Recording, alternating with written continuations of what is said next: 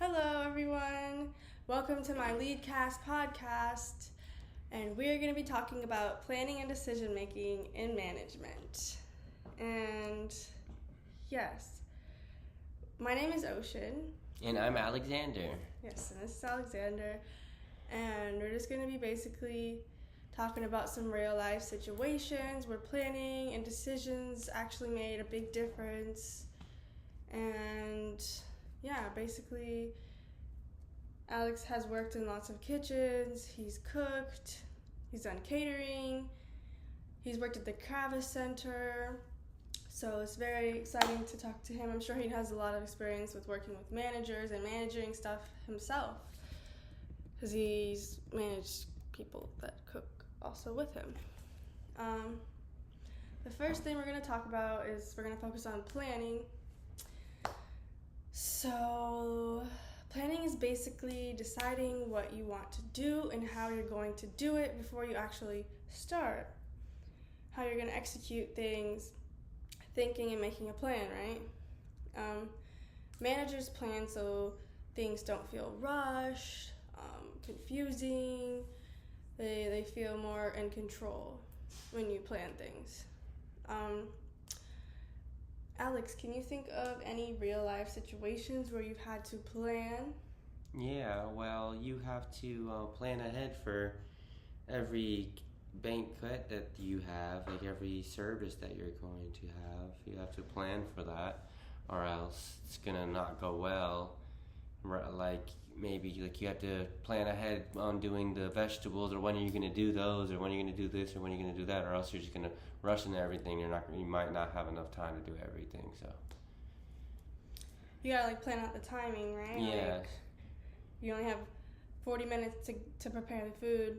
Yeah. You gotta boil the water, cook the vegetables. Yeah. And then you gotta saute and do the pasta or rice or whatever. Yeah. And you don't want the pasta to be cold by the time the steak is done or whatever the case may be. Mhm.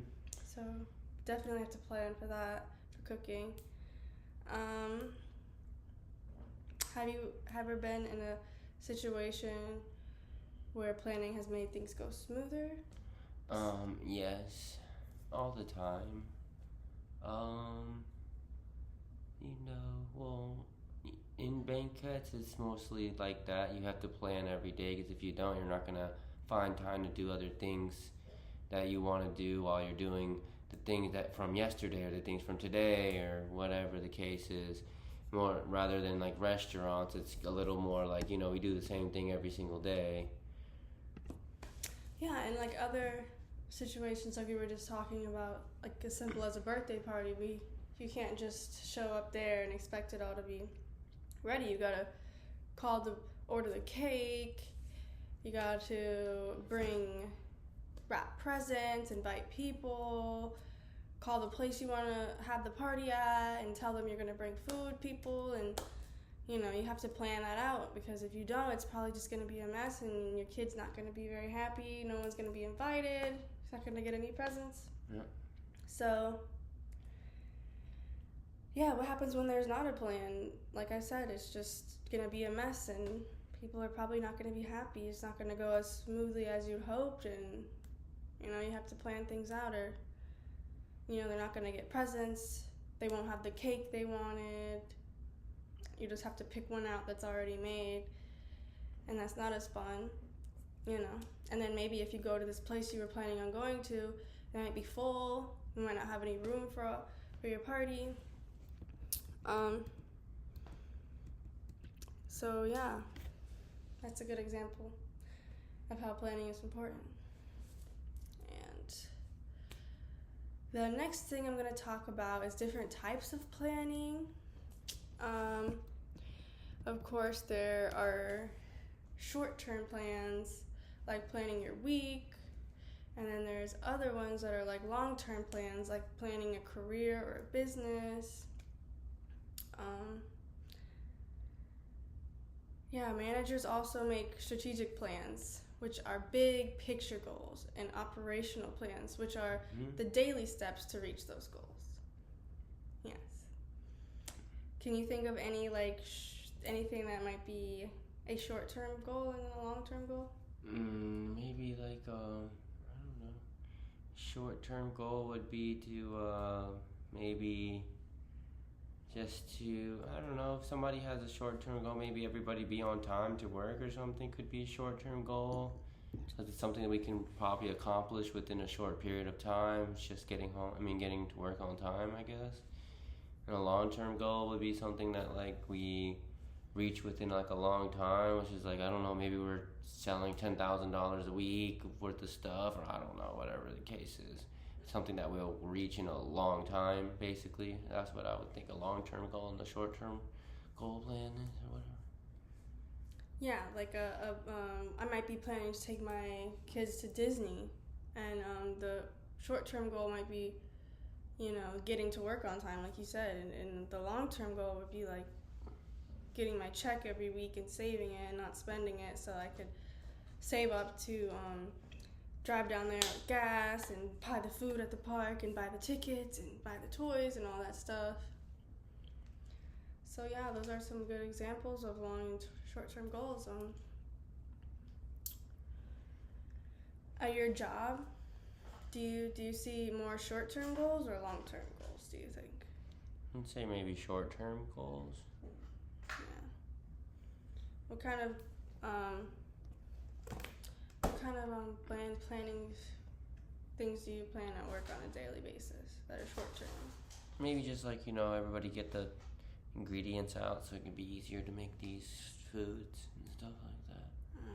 Something like that would be easy, Yeah, like aren't you make pizzas? You have to make sure that the dough is pounded out before the people get there, right?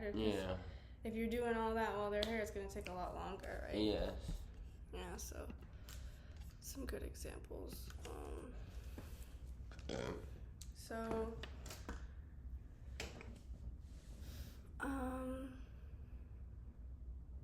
And in managers, a strategic plan is like, which are big picture goals. I'm trying to think of something a manager might have as a strategic plan. Maybe bringing more customers into the restaurant. Maybe they would have to like do have some deals or something. Have some deals, have some happy hours, have some half-offs. Yeah. And maybe even some strategic planning would be like having your employees working more efficiently, which I would say would be like giving them goals, like giving them goals to achieve, like if you want to do training for another position, or if you want to raise like another $1, things like that. If you want to keep things clean and you just have something to look forward to, Operational plans, which are the daily steps.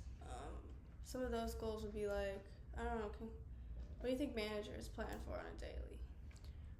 Maybe they plan for everybody to come to work and stuff like that, or they plan that, like maybe just the schedules or on a daily. I don't know, maybe they just plan.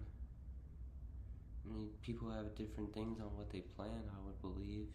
Like in, the banquet, like I said, it's a different menu every day, so that one they have to plan about that, but then a different, like pizza, they would have to plan maybe the reservations and stuff like that, whether they show up or not, or, or maybe just they would have to plan out who's going to be doing what today, because we don't know whose side's going to be busier, the to-go orders or the other orders, so we're not going to have, one person as the hostess and they're all doing the to-go orders getting slammed while everybody else is kind of just, one busser and 3 people and nobody's doing anything, so they might have to plan that out, see what, an even balance on working, because we're not going to pay 4 people for one person to do all the work.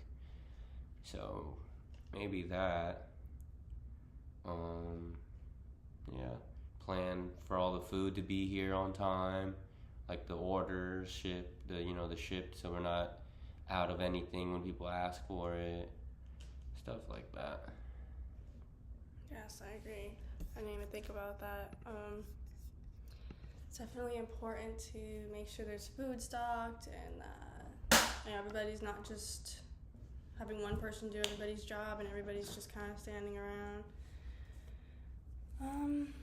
Yeah, it's really, planning, managers planning and taking things and looking at the big picture. Yeah. And the next one I would talk about would be decision making. Decision making is like choosing the best option out of many different choices. Managers make decisions all the time and they have to choose whichever they think is the most effective. They have to choose the right employees. They have to, it's all about customers, business. They have to choose the right products to put on the menu and all that stuff. Usually decision making includes like noticing a problem, fixing it, thinking about different options to solve the problem, right? Choosing the best option to solve the problem, seeing how it all turns out, so then you can evaluate if you want to use that same, solution next time, or if you're not going to use that solution again because it didn't work out. Trying to think some real life situations where decision making was tough. For me, I would say like jobs and schedules and like seeing my kids. I have to decide if I would rather be at work. I want, or have more time with my kids. I have to decide my hours. I can't have too much hours away from my kids because they're growing up, and that's, it's just going to be, even though I'm getting money, it's not worth the time away from my kids. So I need to level that out, and that's a decision that's hard. And also, like, if I get a job offer somewhere else, if it's like $1 more, but I get tips at this other job, but it's $1 less, might end up making more at the $1 that I get less at because I'm also getting tips. And, it's also about the environment. Do I want to work in this environment? One job might have a lot of coworkers that are kind of, annoying or, competitive. And then the other job might have, where you're kind of working alone and you have your thing that you need to do and you get it done. So that's a decision that someone might have to make. But what do you think are a decision that you might have to make in everyday life? Every day, I don't know, maybe just whether if I want to sleep or get up right when it's time to go to work and not eat anything and go straight to work and have my rest or whatever. Maybe something like that. Sometimes I usually just wake up and I don't want to go do anything. I just want to get up as soon as it's time to go to work. Yeah, because there's some things like bad decisions, like sleeping. Yeah, you get to sleep in, but then you get up right when it's time to go and you're hungry for the rest of your shift. Mm-hmm. Yeah. So you have to make wise decisions. You have to learn from your decisions. Like, you probably are not going to sleep in that late again if you were hungry that shift. You're probably going to learn from it and be like, I'm going to get up at least an hour earlier. Mm-hmm. Can you think of any decisions you made that turned out really well? Yeah, maybe I just, like, I don't know, I had like 2 different jobs, and one of them was like really nice and the other one was just like kind of average. And I didn't really know much about one job, but I knew a lot about the other one. But I kind of just like decided to just go for the better one and just challenge myself. So that could be a decision that I made. I don't know. Okay, yeah. So yeah, it's important because even bad decisions teach, managers, everyday people how to make decisions better the next time. Mm-hmm. So, yeah. I'm going to be talking about planning plus decision making together. Planning and decision making kind of go hand in hand.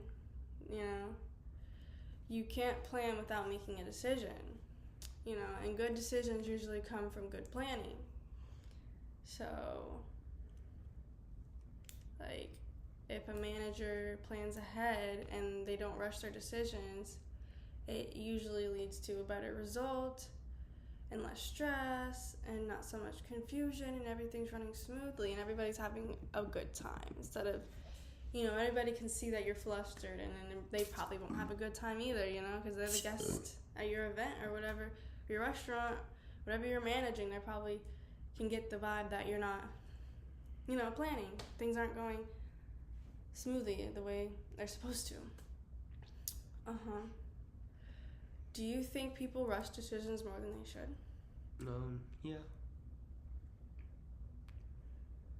I think people should try to make decisions way ahead of time. Yeah. Instead of just waiting to the last second, because it just makes everything messy. Yeah.